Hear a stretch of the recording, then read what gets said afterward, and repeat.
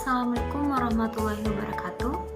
Perkenalkan, saya Syakila Sri Senayaka Pambayun dari kelas 11 MIPA 5. Di sini saya akan memaparkan hasil praktikum saya tentang penerapan hukum Bernoulli berdasarkan teorema Torricelli. Tujuan kita melakukan praktikum ini, yang pertama, siswa dapat memahami konsep hukum Bernoulli. Yang kedua, siswa dapat memahami konsep kasus tangki bocor. Yang ketiga, siswa dapat menghitung kelajuan cairan yang mengalir dari lubang dinding tangki bocor dengan persamaan Bernoulli. Yang keempat, siswa memahami hubungan antara ketinggian lubang kebocoran tangki dengan jarak jauh cairan yang mengalir dari lubang kebocoran. Dan yang terakhir, siswa dapat memahami hubungan antara ketinggian lubang kebocoran. Materi yang akan dibahas yang pertama, landasan teori, yang dimana nanti saya akan menjelaskan tentang teori Torricelli. Yang kedua, alat dan bahan, untuk menyebutkan alat dan bahan yang digunakan untuk praktikum sebelum dirangkai. Yang ketiga, analisis data. Dan yang keempat, membuat grafik. Berdasarkan teorema Torricelli, Priestley mengatakan bahwa fluida menyembur keluar dari lubang yang terletak pada jarak H di bawah permukaan atas fluida dalam wadah yang sama, memiliki kelajuan yang sama dengan benda yang jatuh bebas dari ketinggian H. Teorema ini hanya berlaku jika ujung wadah terbuka terhadap atmosfer dan luas lubang jauh lebih kecil dari luas penampang wadah. Selain itu, ketinggian luas terhadap lantai juga mempengaruhi kecepatan semburan fluida. Apabila panjang jarak antara lubang dengan permukaan air lebih besar, maka kelajuannya akan semakin cepat. Itu merupakan teorema Torricelli. Selanjutnya ada alat dan bahan yang kita gunakan untuk merangkai semua percobaan kita nantinya. Yang pertama, alatnya ada botol minum plastik tentunya. Yang kedua, stopwatch untuk mengukur waktu atau bisa menggunakan handphone. Yang ketiga, penggaris. Yang keempat, lakban, gunanya untuk menutup lubang. Dan untuk bahannya kita membutuhkan air. Sekarang melakukan langkah percobaan. Yang pertama, siapkan peralatan dan mulai rangkailah. Dengan catatan, kita diminta untuk melubangi botol tersebut sebanyak 3. Kemudian isilah botol dengan air dengan keadaan lubang kebocoran masih tertutup oleh lakban.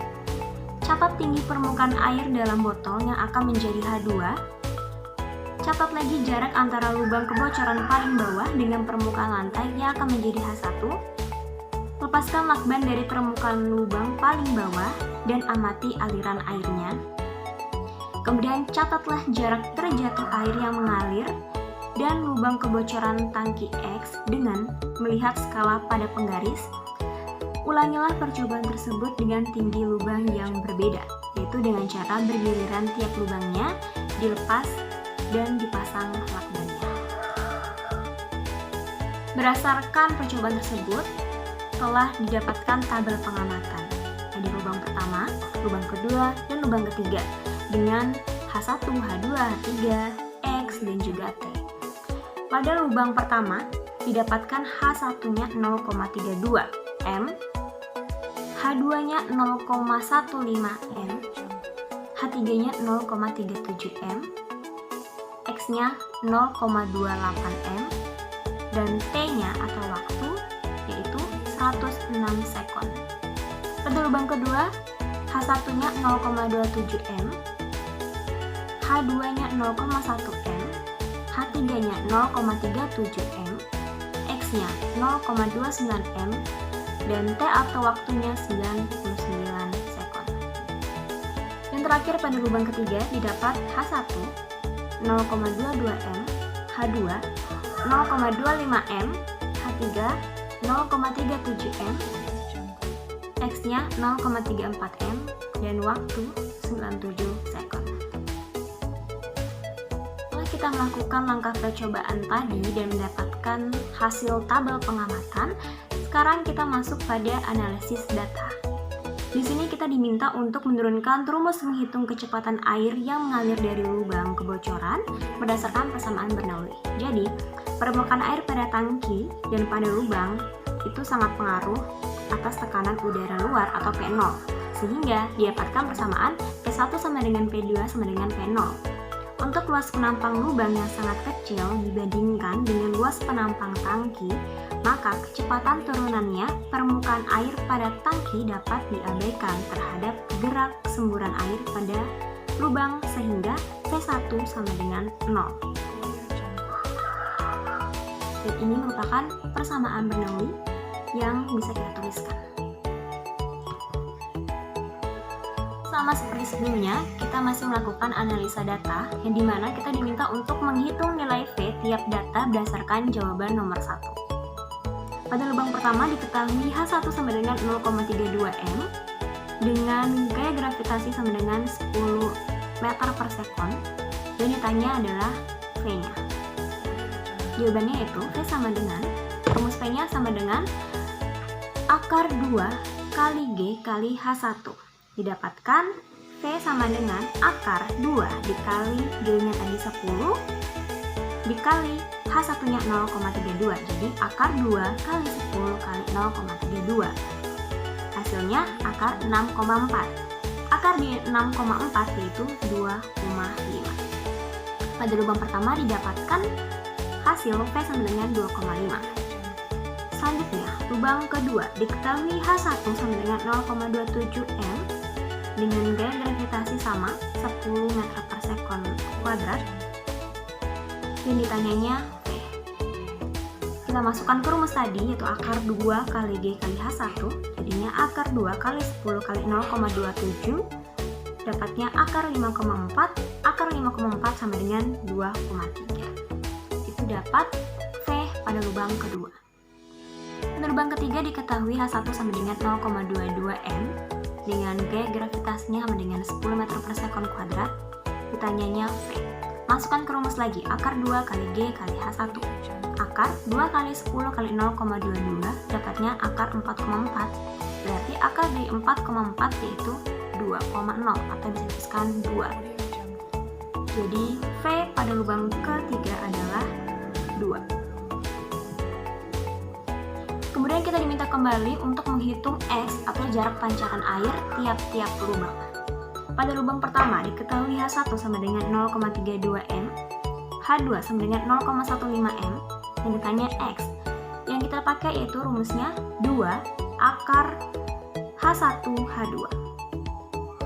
Jadi sama dengan 2 akar H1-nya 0,32, H2-nya dikali 0,15. Jadi 2 akar 0,32 kali 0,15 hasilnya 2 akar 0,048. Hasilnya akar dari 0,048 yaitu 0,2, jadinya 2 kali 0,2 sama dengan 0,4. Itu dapat X pada lubang pertama. Selanjutnya lubang kedua. Diketahui H1-nya 0,27 M, H2 sama dengan 0,10 M. Masukkan ke rumus 2 akar H1 kali H2. 2 akar 0,27 kali 0,10. Jadinya 2 akar 0,027. Akar 0,027 dapatkan 0,16. Jadi 2 dikali 0,16 sama dengan 0,32. Dapat X pada lubang kedua. Pada lubang ketiga diketahui H1 sama dengan 0,22 M, H2 sama dengan 0,25 M. Masukkan ke rumus kembali 2 akar H1 H2, 2 akar 0,22 dikali 0,25 didapatkan 2 kali akar 0,055, hasilnya 2 kali 0,23 didapatkan 0,46 X pada lubang ketiga. Sekarang kita diminta kembali untuk menghitung waktu tiap lubang yang dibutuhkan air dari lubang kebocoran sampai ke tanah. Kemudian kita diminta untuk menjelaskan. Jadi pada lubang pertama diketahui H2-nya sama dengan 0,15 M dengan gaya gravitasi sama dengan 10 meter per sekon kuadrat. Yang ditanya adalah T atau waktu. Jadi kita di sini menggunakan rumus akar 2H2 per gravitasi. Jadinya sama dengan akar 2 kali H2-nya jadi 0,15, 2 dikali 0,15 per 10. Hasilnya 2 kali 0,15 itu 0,3 per 10, hasilnya adalah 0,17. Akar dari 0,3 per 10 itu 0,17 sekon. Pada lubang kedua diketahui H2 sama dengan 0,1 M. Dengan gaya gravitasi kita menggunakan 10 meter per sekon kuadrat. Masukkan ke rumus akar 2 kali H2 per gaya gravitasi, berarti akar 2 kali 0,1 per 10 sama dengan akar 0,2 per 10 sama dengan akar 0,02 sama dengan 0,14. Itu adalah waktu pada lubang kedua. Selanjutnya masuk ke lubang ketiga. Diketahui H2 sama dengan 0,25 M. Gaya gravitasi sama dengan 10 meter per sekon kuadrat. Dimasukkan ke rumus akar 2 dikali H2 per gaya gravitasi, jadinya sama dengan akar 2 dikali 0,25 per 10 sama dengan akar 0,5 per 10 sama dengan akar 0,05 sama dengan 0,22 sekon. Jadi didapat pada lubang pertama waktunya 0,17 sekon, lubang kedua waktunya 0,14 sekon, dan lubang ketiga waktunya 0,22 sekon. Penjelasannya, lubang yang membutuhkan waktu paling cepat untuk menyentuh tanah adalah lubang 1, dan lubang ketiga membutuhkan waktu yang agak lama untuk air menyentuh tanah. Sehingga dapat disimpulkan bahwa semakin tinggi posisi lubang, maka waktu yang dibutuhkan untuk air menyentuh tanah lebih lama. Begitupun sebaliknya, semakin rendah posisi lubangnya, maka waktu yang dibutuhkan lebih cepat. Berarti di sini nilai tingginya sebanding dengan waktunya. Kemudian kita membandingkan hasil percobaan dengan hasil perhitungan menggunakan rumus, sehingga didapat seperti ini. Setelah kita membandingkan hasil percobaan dengan hasil perhitungan menggunakan rumus, kita diminta untuk membuat grafik antara H2 dan X atau jarak, kemudian kita diminta untuk jelaskan, dan di mana nantinya jaraknya kita ambil pada hasil percobaan. Dan didapatkan grafiknya seperti ini.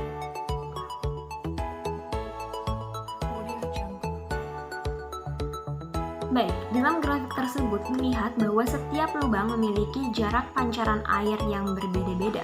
Hal ini dikarenakan semakin tinggi ketinggian lubang, maka jarak pancaran air akan semakin panjang. Begitupun sebaliknya, jika semakin rendah ketinggian lubang, maka jarak pancaran air akan semakin pendek. Dimana untuk lubang pertama mempunyai ketinggian 0,15 meter, memiliki jarak pancaran air 0,8 meter.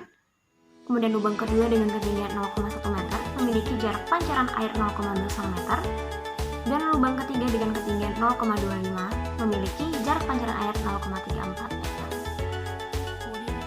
Selanjutnya, yang terakhir, kita diminta untuk membuat grafik hubungan antara H2 dan V. Kemudian jelaskan, untuk V-nya kita mengambilnya pada data perhitungan, sehingga didapatkan hasil grafik seperti ini. Dalam grafik tersebut, dilihat bahwa setiap lubang memiliki kecepatan pancaran air yang berbeda-beda, yang dikarenakan semakin tinggi ketinggian lubang, maka kecepatan pancaran air semakin kecil. Begitupun sebaliknya. Semakin rendah ketinggian lubang, maka kecepatan pancaran air semakin besar. Di mana lubang 1 memiliki ketinggian 0,15 meter, memiliki kecepatan pancaran air 2,5 meter per sekon. Lubang kedua dengan ketinggian 0,1 meter memiliki kecepatan pancaran air 2,3 meter per sekon. Dan lubang ketiga dengan ketinggian 0,25 meter memiliki kecepatan 2 meter per sekon. Sehingga dari itu semua, kita mendapatkan kesimpulan. Dari hasil percobaan dan perhitungan yang telah dilakukan dapat disimpulkan bahwa faktor yang mempengaruhi kecepatan pancaran air dan jarak jangkauan pancaran air yaitu ketinggian lubang. Selain itu, semakin tinggi posisi lubang, maka waktu yang dibutuhkan untuk air menyentuh tanah lebih lama. Begitupun sebaliknya, dan kekuatan pancaran air akan semakin lemah dan jarak jangkauan akan semakin memendek apabila permukaan air di dalam botol semakin menurun. Jadi itulah hasil praktikum saya tentang penerapan hukum Bernoulli berdasarkan teori matematika. Sekian dan terima kasih.